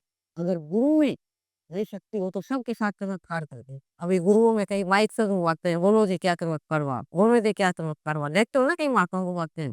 तो गुरु में ही इतने चमत्कार करने की शक्ति है, तो सबके साथ क्यों नहीं कर देता? उसके लिए क्या मुश्किल है? क्यों होते चमत्कार करते हैं? सोचो आप बुद्धिमान हो। देवी-देवताओं की मन्नत माँगते, किसी-किसी की मन्नत कोई होती है, क्या देवी-देवता परख करते हैं? नहीं, आस्था का विषय है। जिसकी जितनी आस्था होगी ये सोच लिया कि ये मेरे साथ है, उसका काम रुक नहीं सकता। उसकी विश्वास से मन लिखी पूरा होगा। उसने इसको मान लिया है, ये मान लिया। यहाँ से मैं कई लोग भड़क जाते हैं कि मेरा गुरु अनुभवी है, नहीं है। आजकल कहते खोजे हैं, अब जैसे वो बीकानेर वाला कहने लगा, जो गुरु को ऐसे मिलते हैं, किसके ऊपर विश्वास करे। मैं बोली गुरु को घूमने की जरूरत नहीं है, ना ही तुम्हारे पास कोई खुलवा होते रहते हैं कि तुम गुरु को पहचान सके। है कोई पहचान? अपने बात से तो पहचान सकते हो, वही तो फंसे जाते हैं। क्या पहचान का वो जिनका है तुम्हारे पास? तो कैसे मिलेगा? जहाँ चाहोगे। ये इच्छा रखो तो मुझे ऐसा गुरु मिले, गुरु जिस पर होते हैं, तुम ज़्यादा मैंने बहुत बँटते हैं। पता नहीं कितने गुरुओं के पास बँटते हैं। महाराज तारातुंग भी पूरे संत मिले मुझे, लेकिन शायद उनकी नींव नहीं थी। उन्होंने बड़ी जोर से देखा और चले गए लेके टाइम ना मिलेगा। क्यों नहीं मिलेगा वो अब समझ में आई। तो कुछ सुने मेरी मोटी थी। उन्हें थोड़ा छोड़ देना हम पर जाते। वो बड़े पार्क के संत थे। लेकिन उनके दया लगा लो, उनके सत्संग के नहीं सुने, तो संतों के संस्कार बैठते मेरे दिमाग। फिर मैंने ये क्या रखे कि फकीरचंद जी की किताब मिली, उनके पूरा लिटरेचर पढ़ा, जिसको बिठा के गए, उस पे भी मेरा पूरा विश्वास है नहीं, ये तो मेरी बन गई। क्योंकि महाराज तारातंग जी के सत्संग से एक बात पकड़ में आई थी छोटी उम्र की थी, कि संत वचन पलटे नहीं, पलट जाए ब्रह्मांड। अगर कोई संत है, उसका वचन खाली नहीं जाता है। तो महाराज जी जिसको बिठा के गए थे फकीरचंद जी महाराज, वो उस समय जाते थे, मेरी पीएचडी हो जाए, मेरी नौकरी लग जाए, नहीं मानते थे। उन्होंने कह देते थे, उन्होंने कह दिया, नौकरी लग गई। मतलब उसको उलट के नहीं देखा। भई हम तो विश्वास नहीं करते, आशीर्वाद भी नहीं लेते हैं, प्रसाद भी नहीं लेते, पूरा विश्वास नहीं करते। कितने लोग प्रसाद दे जाते हैं, किस-किस के काम होते हैं। तो मैं प्रसाद लेके आती थी, एक बार अनोखी नौकरी निकली। खुद के कब्ज़े मैंने पीएचडी की थी, तो वो 1 साल की कह रही थी। तो वहाँ से महाराज जी ने मेरे को प्रसाद दिया, आम का 10 तेरा कहाँ नहीं जाएगा। अब मैं आई तो आके पता लगा, मेरे यूनिवर्सिटी का एक लड़का था, वीसी रजिस्ट्रार, पता नहीं किस-किस से जैसे आप देखते हैं आजकल नौकरियों के लिए कितने होते हैं, वो बड़ी नौकरियों से मिलेगा। तो मेरे सहेली कहने लगी, "तुम चांसेस तो हैं।" लेकिन मेरे मन में एक बार भी नेगेटिव नहीं आया। मैंने कहा परमात्मा से बड़ा किसकी अप्रोच है? मैं तो परमात्मा से मिल के आई हूँ। अरे वो तो साक्षात संत का वचन खाली नहीं जा सकता, उन्होंने कहा तेरा काम हो जाएगा। मैं हो ही नहीं सकता है, तो नौकरी कैंसिल हो जाएगी, मिलेगी तो मुझे ही मिलेगी। मतलब मेरा दृढ़ विश्वास था, क्योंकि मैं हिली नहीं हूँ कहने पे। देखो क्या होता है, अच्छा नहीं होगा, वही काम करो। अगर विश्वास थोड़ा-सा भी डगमगा जाता है, पता नहीं काम बनेगा नहीं, ये समझ गया, गए काम पे। इसका मतलब पूर्ण विश्वास अभी नहीं बना, मैंने नहीं वो सोचना है तक। मेरा क्या था, वो बोले कुछ नहीं, अपने मन में ही तो तेरी भी उससे बड़ी अप्रोच तो रहती रजिस्टर, उससे तो नीचे ही है। मैंने कहा, कोई अप्रोच नहीं। किसने किया? मेरे ऊपर। तो अगर वो तो जिसको मानते हो, तो पूरा मानो वो कैसा भी है। अगर वो नहीं तो पाएगा, आपका काम हो जाएगा। अगर पूर्ण नहीं है, जैसे मैंने महाराज का कीर्तन जी जिसको बिठा के गई थी, मानव दयाल महाराज जी को, तो दुनिया तो वही है। लेकिन आगे की मैं ग्राफ थी, मुझे तो थी ये आगे जो मुझे परमात्मा से मिलाएँ, वो मुझे वहाँ मिली नहीं। मुझे लगा कि यहाँ बात नहीं बनेगी, तो वो चीज़ में मेरे को होरस खा दी, मेरे को सेट हो गई, नौकरी भी लग गई, मुझे तो कुछ चाहिए नहीं, मुझे तो परमात्मा से ही मिलना है, वो यहाँ मुझे लगता नहीं। फिर मैंने बाबा फ़कीर की सारी किताब पढ़ी, वो उनके पोतों का रोती रहती मुझे आप जैसे की। मुझे आप जैसे की ज़बरदस्त तड़प, ऐसी चाह, वैसी चाह थी मेरे मन में। और इनके पास बैठ के ऐसा सोचती थी कि इनके पास बैठ के मैं जाना, इनके बवाए नहीं, भीड़ में ना बैठे, जो मेरे भला ना दरअसल में सब मिले। गुरु मिले तो बरस लगाए, सारे गुरु दो, कुछ रह ही नहीं। वो परमात्मा क्या करता है, क्या है, सारा खेल समझ में आ गया। 25 सालों के साथ रही, जीना आ गया। उससे अब वो चीज़ वो मैं कहती कि महाराज जी मुझे आपके साथ रहते-रहते वो स्थिति क्यों प्राप्त नहीं हो रही? मुझे क्यों नहीं मिल रही आपके कर्म की? आप मुझे वो चीज़ लेके गए। कहने लगे तो कौन वो तो हो गया, मैंने कहा अनुभव हो गया लेकिन मैं उस पे ठहरी हूँ। मान जैसे आप ठहरे रहते हो, आप कहते हो घर से जुड़ा रहता हूँ, घर से जुड़ा रहता हूँ, वो मेरी ठहरती क्यों नहीं? वो कहने लगे बेटे ये सब तेरे लिए एक जैसा नहीं है, तूने मेरा काम करना है। इस काम को करती रहना, इस काम को करते-करते खुशी आदत है। जो भी तेरे को बुलाएगा निस्वार्थ भाव से कुछ लेना नहीं, इस काम को लोगों को पूरी तरह अनुभव सच्ची बात बतानी, कोई बनावटी बात नहीं बतानी। ये मैंने अपना अंकल जी ने किया और अब एक ही इच्छा रहती है। दुनिया में रहते सारे खाते थे, पहले गरीब थे, अमीरी पे इतना करे, पैसा हो गया, सब सोचते थे इन लोगों को घरों में इतने फ्रूट पड़े हैं, मिठाई पड़ी है, ये खाते नहीं क्या? हमारे घर में आती है तो बाटे-वाटे नहीं आते। हम तो गरीब घर से पले थे, 5 जने थे और असली गरीबी देखते थे। वो अमीर सहेलियाँ होती थी, देखते थे भाई इतने-इतने मिठाई इतने खड़े पड़े रहते हैं, खाते नहीं हमारे को मिलते ही नहीं खाने थे। तो भगवान कभी हमारे घर में भी होगा। इनोसेंस थी ना, तो भगवान से माँगते थे हमारे, वो सारी चीज़ें खाया ही उधर है। हवाले था उसको और खराब मतलब खाने को तो कहते हैं ना जब था नहीं और अब है तो खाया नहीं जाता। लेकिन अब समझ में आ गया सोचते हो अब पूरे तरह से उपराम हो गई। सब कुछ हो गया, सब कुछ हो गया। जो चाहती थी सारी फैसिलिटी दे दी। अब कई बार कहते हैं महाराज जी को मैं कहती थी महाराज जी मैं ऐसे जनक की तरह बड़ी ऐश और आराम से रह रही। कहते भगवान ने दिए सब ऊपर फँस मत किसी चीज़ में। सारी सुविधाएँ मालिक ने दे रहा था जनक नहीं थे विदेगा कहीं। वो कई लोग इसका अर्थ उल्टा लगा लेते हैं। वो फिर का वो लगाते रहे, वो तेरी तरफ से जो कमाई कर रहे हैं वो सारी सुविधाएँ देखते हुए उन्होंने तेरे को दिया है, तेरे प पूर्ण के शुभ संस्कार थे, सिर पे फूल डालेंगी तो अब सारी सुख-सुविधाओं से होते हुए बस एक दृढ़ इच्छा रहती है कि मैं वहाँ इस तनाव के अंदर रहूँ। कैसे रहूँ? इसके लिए समय निकालूँ। आप गृहस्थी हो, कई कहते हैं कि भई सुबह-सुबह बैठो, वो बता देते हैं ना, अब सुबह का टाइम होता है, बच्चों ने जाना होता है, टिफ़िन तैयार करना होता है, कई लेडीज़ नहीं उठ के नहीं बैठ सकती सारा घर तो कोई ज़रूरी नहीं है सुबह ही बैठे। जब समय मिले अपने ड्यूटी पहले, ड्यूटी फर्स्ट रिवीज़न आफ्टर। ये गलती मत करो कि वो कर रहे हो तो अपना ओढ़ के बैठ के भी मैं करना गलत है वो। पहले ड्यूटी बनती है हमारी, तो वो ड्यूटी करके जब सब चले जाएँ घर में शांति किसी टाइम बैठ जाओ परमात्मा हम पे हाज़िर है। उसे उसके लिए समय निकालो घंटा, 2 घंटा, आधा घंटा, 10 मिनट, 15 मिनट, जितनी देर बैठ सकते हैं।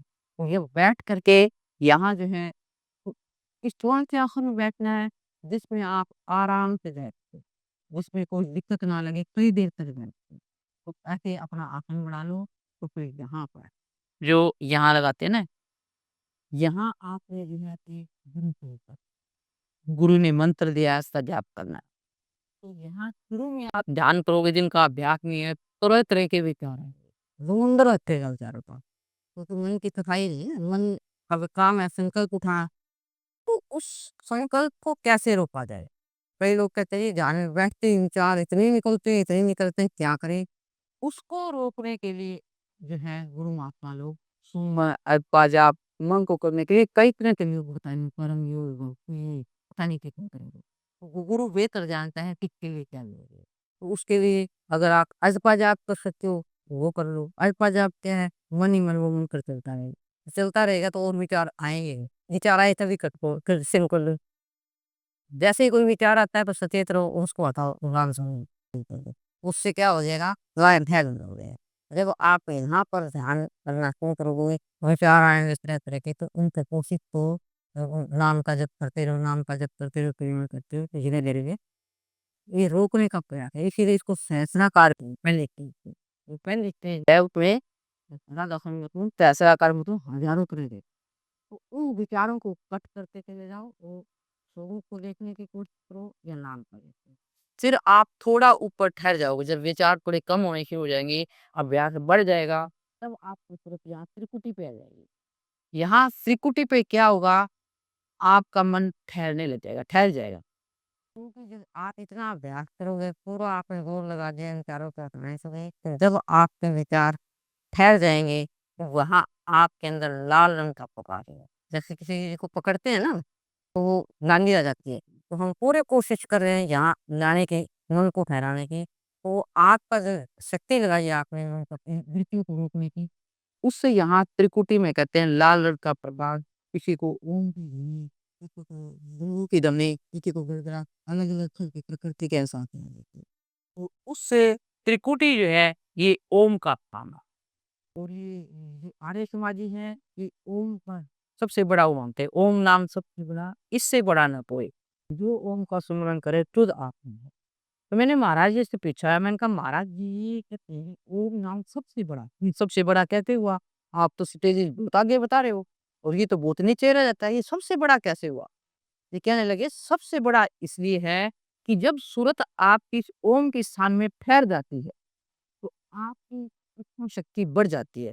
फिर आप जो सोचोगे वो ही हो जाएगा। आपका मन जब ठहर जाता है, तो आपकी विल पावर, आपकी इच्छा शक्ति इतनी बढ़ जाती है कि आप जो सोचोगे वो होके ही रहेगा। तो जो दुनिया चाहते हैं उस समय ये जितने वैज्ञानिक बड़ी-बड़ी जिसने खोज की है साइंस की, वो यहाँ उन्होंने त्रिकुटी का साधन नहीं किया, लेकिन नोविंगली अननोइंगली वो लैब में चले जाते थे और एक ही विचार का चिंतन करते रहते, भी कैसे हो? ये चीज़ कैसे बदली जाए? तो उनके ओर सब ख़्याल हट जाते हैं, वो एक ही ख़्याल का चिंतन करते उनका मन ठहर जाता है, नई सूची होती है।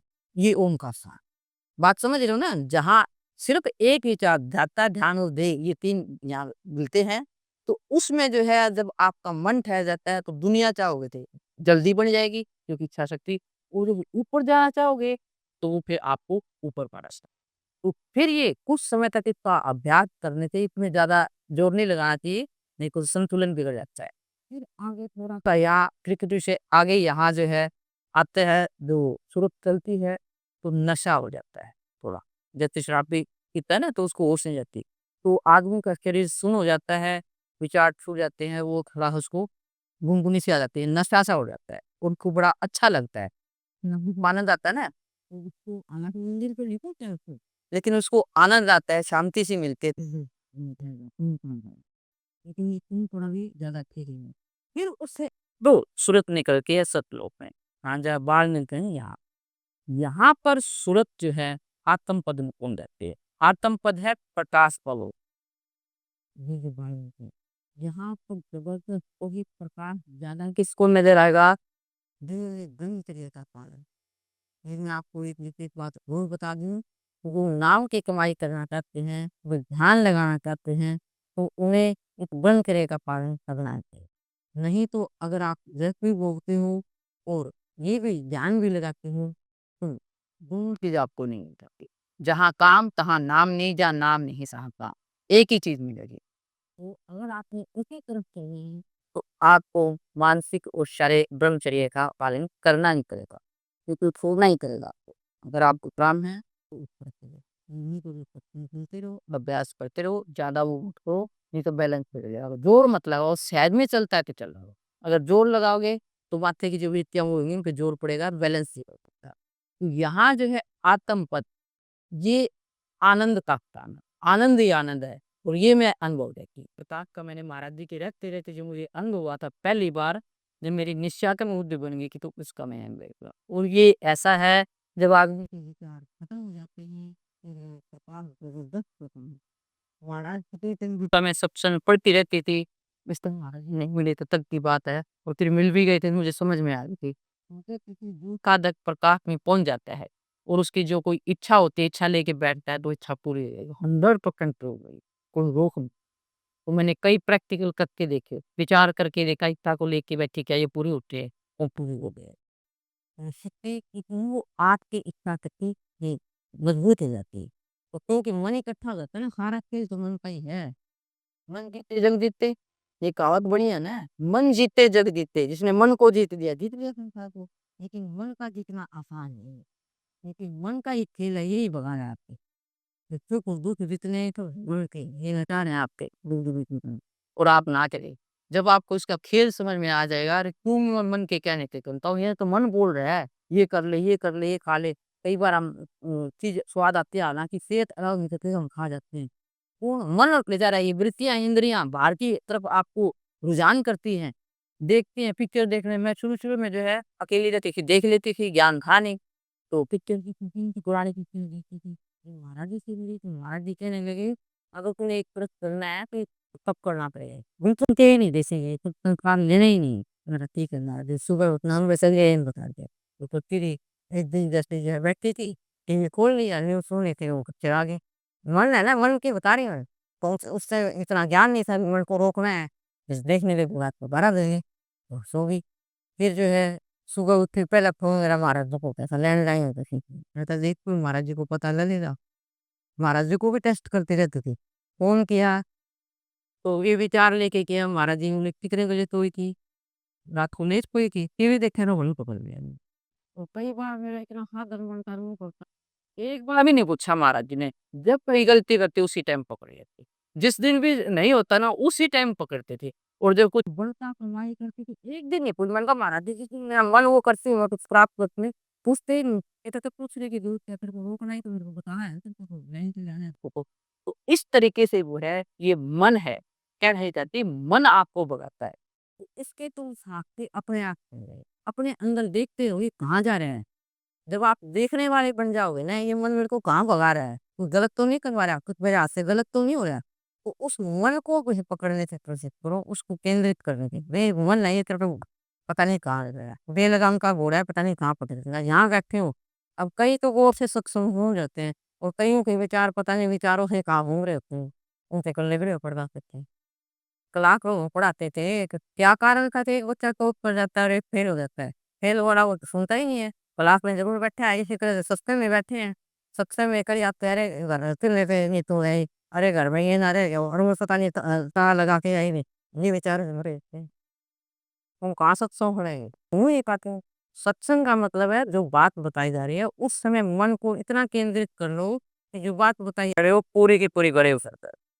इसी तरह से संसार में कोई भी काम करते हैं, क्योंकि हम काम के बगैर तो रह नहीं सकते, मन टिक नहीं सकता। मन को क्या करना है, उसको देखो ये कहाँ जा रहा है। कोई काम कर रहे हैं, अब काम कर रहे हैं, रोटी बना रहे हैं और किसी ने कुछ कह दिया तो मन में विचार उठ रहे हैं, आज हँसते हुए को कहा रोटी बनाए जा रहे हैं। खाना को हाथ से कर रहे हैं, बना रहे हैं और मन में विचार घूम रहे हैं, क्या खाना देंगे? मन घूम रहा है। उस समय देखो और कुछ आँखों के लिए खाने में मन होना चाहिए इतना। तो जो भी काम कर रहे हो तो उस मन को उस काम के अंदर इतना लगा दो कि आपको पता ही नहीं लगे, मन और पा। तो उससे मन को अभ्यस्त चलेगा। बाहर दुनिया में अभ्यास हो जाएगा तो फिर अंदर साधन करने में जो ज़्यादा दिक्कत नहीं आएगी। पहले बाहर अभ्यास करें, मन को रोकने की वो कहाँ जा रहा है? वो जा रहा है तो इसको रोको, कोशिश करें। ये तो मेरा ही वो आ गया, इसको रोक दो, इसको नहीं करना, ये जो कह रहा है करना ही है। उस समय अगर आप इसको बंद लगा के चलते हो तो धीरे-धीरे तो इस तरह से मन को एकाग्र करके इंसान यहाँ पहुँचता है और यहाँ पहुँचने के पश्चात जो आनंद एक बार आपको आ गया तो आप उसको छोड़ नहीं पाएँगे। अगर नहीं बनेगा तो आपको तड़पोगे आप। आज बड़ा ध्यान रखना, आज बड़ा ध्यान रखना जैसे सावित्री कहती है। अब ये सावित्री बहुत पुरानी औरत है, प्रकाश के अंदर तैरती थी। कहती महाराज जी जितने हैं, मुझे प्रकाश में तैराकते हैं जो वो होने वाली बात पहले बता देती थी, जो सोचती थी वो हो जाता था। शक्ति किसमें थी? शक्ति इसमें थी। महाराज जी तो नहीं तैराते थे, महाराज जी तैराके तो सबको ही तैरा देते। इसी के अंदर शक्ति है, ऐसा विश्वास बन जाए कि महाराज जी नहीं साफ है। तो ये सबके अंदर वो शक्ति है सज्जनों। किसी भी एक गुरु को इस मान लो, उसको पूर्ण मान लो, वो कैसा है या नहीं है, अगर मान लो कोई पूर्ण नहीं भी है, कई सवाल कर देते हैं, गुरु पूर्ण नहीं है तो कहाँ जाए? अभी मैंने पता नहीं कितने दिन किए, तो गुरु मेरे को वहाँ ले गया जहाँ मेरा काम है। अरे वो अंदर वाला परमात्मा तो आपके साथ ही है, वो देख रहे आप सच्चे जिज्ञासु हो, सच्चे ग्राहक हो, दुनिया आपकी बन गई है, तो ऐसे गुरु से लगा देगा, जानता काम नहीं। बात समझ रहे हो ना? कहीं खोजने की ज़रूरत नहीं, गुरु घर बैठे मिल जाए। इच्छा रखो, चाह रखो। दुनिया चाहते हो तो सुंदर रखो। हाँ, जब ऊपर जाओगे तो विचार खोएगी। 2 तरह की बात बताई है यहाँ मैंने। दुनिया बनानी है तो शिव संकल्प रखो, सुंदर सिंदर विचार रखो और अपने घर गृहस्थी के जो नियम बताए हैं, कर्जा मत लो। दुनिया क्या कहेगी, ये क्या कहेगा, छोड़ दो इन चीज़ों को। महाराज जी ने 1-1 रुपए के रिश्ते करे। अपनी हैसियत के अनुसार जितनी कदर है, उतने पैर कराओ। मत कर्जा दो किसी को। कम है तो और आपका अगर मालिक के भरोसा है, तो आपके कम पैसे के भी रिश्ता रहेगा। मेरी बहन है, उसने बच्चों को पूरा पढ़ाया क्योंकि दोनों में अभी भी कमाते थे ज़मीन जायदाद, धीरे-धीरे मकान भी घर का ही था। तो ये कहती थी कि मैंने तो 1 रुपए के रिश्ते करे हैं और दोनों लड़कियाँ ऐसे घर में गई हैं, 1 पैसा नहीं दिया है, एक-एक और लड़के का भी ये था जी 1 पैसा नहीं, ऐसे ही उनके घर रिश्ते हैं। बात समझ रहे हैं? किसी के धन की इच्छा ही नहीं रहती, ना लिया और ना दिया। तो अगर आपके को वो भी देना पड़ता है, संग देना पड़ता है, आप विचार ही ऐसे रखो, देना ही पड़ेगा आपको। मिल के कमाई करोगे तो परमात्मा आपके अंत में है, अच्छे से अच्छे। लड़कियों को ये कहा हो, जिनके लड़के हैं शादी करनी है, बेटे ये है कहो उन्हें अच्छा घर मिले, अच्छा वर मिले। क्योंकि उनके विचार में शक्ति अगर वो पहले से ही सोचना शुरू कर देंगे, उनके निर्भर तैयार हैं। उनको ये बातें बताओ, बच्चों को पॉजिटिव विचार दें, हो होनहार बनेगा, बड़ा बनेगा, बनेगा तो वो जो उसके हैं, आप जो कर सकते हो वो बढ़िया रहेगा। तो ये है, तो ये कमाई करो और दान पुण्य करते रहो, जो चीज़ चाहते हैं साथ जाने वाली वही है, सुख दोगे, दूसरों का भला करोगे तो आपको सुख मिलेगा। आपके कर्म अपने आप को गुरु नहीं काटेगा, आपके कर्म ही काटेंगे। बात समझ रहे हो ना? मैंने एक क्या हॉस्पिटल की भी मिसाल बताई थी, एक आदमी का ऑपरेशन हो रहा था, पेट में को वो था उसके, फोड़ा था, हॉस्पिटल में एडमिट हो गया और अगले दिन उसका पूरी जाँच पड़ताल सारी टेस्ट हो गए, अगले दिन उसका ऑपरेशन होना था। तो पहले ही दिन वो उसके साथ जो बेड था, उसमें एक आदमी बेड के था वो गिर गया और वो लेडी उसकी वाइफ जो है ज़ोर-ज़ोर के रोने लगी। नहीं अब मैं क्या करूँ, मेरा तो यही कमाने वाला था, मेरे को लाश को ठिकाने के लिए पैसे भी नहीं है लगाने के लिए, लाश ठिकाने लगाने के लिए, मैं क्या करूँ, मेरा तो कोई भी नहीं है। खूब दूर-दूर से विलाप करने लगे, हे भगवान ये क्या कर दिया। और वो आदमी सुन गया था, वो बड़ा दयालु था। उसके पास जितने जो ऑपरेशन के लिए पैसे थे ना, वो कहने लगे मेरे ऑपरेशन से तो रिश्तेदारी कैंसल हो जाएगी। तू अपने आदमी को भेजा रिश्तेदार से आदमी, तो उसको भेज दिया, उसकी मदद कर दी। अब अगले दिन जब उसका ये ऑपरेशन होना था, तो उससे पहले ही रात को उसको कहते हैं उल्टी हमेशा आने लगी। खून की उल्टी आई। तो नर्स को बुलाया, सारा खून साफ किया और जो है री रितम उल्टी कैसे आई संभाला थी। फिर ऑपरेशन थिएटर में ले गए, उसकी जाँच की। उसका हो रहा ही नहीं। डॉक्टर हैरान, क्या तो हो रहा ही क्या है तुझे? पूछने की ज़रूरत ही नहीं है। किसने किया?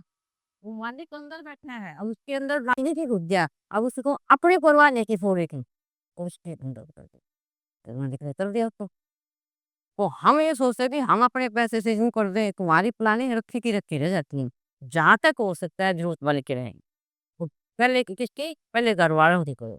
नाम के लिए नहीं, कि हम यश चाहते हैं। नाम के लिए तुम लोग कितने दान करवा के पट्टियाँ लगा-लगा के उनको यश नहीं रह जाता है। जो यश चाहते हैं ना, दान करके बड़ाई चाहते हैं, वो बड़ाई चाहते हैं तो बड़ाई मिल जाती है, उसका फल यही मिल जाता है। वो उनका राष्ट्र दान है। एक दान होता है सात्विक दान, जिसमें 2 ज़रूरतमंद को और या पता ही ना हो, देने वाले को पता और लेने वाले को पता। ये सात्विक दान है। ऐसे मदद करो किसी को पता ही ना हो। राष्ट्रीय दान कौन-सा है? वो आप दे करके जो है नाम लिखवाते हो, पट्टियाँ लिखवाते हो या घरों में देते हैं तो बताते हो आज मेरी ननद आई थी, आज मेरी लड़की को उसने सूट दिए, ये दिए। और चारों से आगे बताते, बता दिया यहीं पे, खत्म उसका ख़ौफ।